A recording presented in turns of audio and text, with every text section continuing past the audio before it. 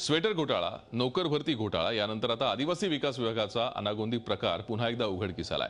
यात आदिवासी विकास मंत्री विष्णू सावरा यांच्या नावानंच त्यांचे ओएसडी ओम प्रकाश पाटील यांनी साठवण बंधाऱ्याच्या निधी रोखल्याची माहिती समोर आली आहे। धक्कादायक बाब म्हणजे या प्रकाराची मंत्री महोदयांना कल्पनाच नाहीये। त्यांच्या अपरोक्ष असं पत्र काढण्याचा अधिकार ओएसडींना कोणी दिला असा सवाल उपस्थित केला जातोय।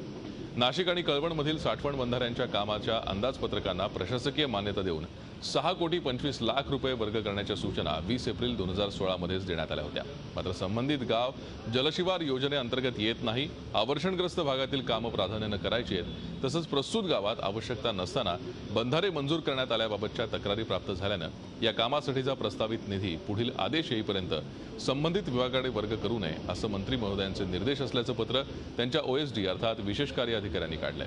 विशेष म्हणजे धुळे नंदुरबार मध्ये असं काम सुरू असताना नाशिकला निधी देऊ नये असं पत्र काढण्यात आलंय। या प्रकरणाची सखोल चौकशी करू अशी माहिती आदिवासी विकास मंत्री विष्णू सावरा यांनी दिली आहे।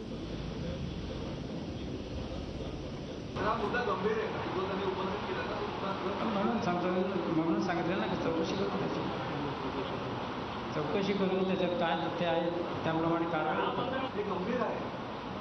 नाही, म्हणून त्याच गंभीरतेने आम्ही दखल घेऊ त्याची। झी 24 तास रहा एक पाऊल पुढे।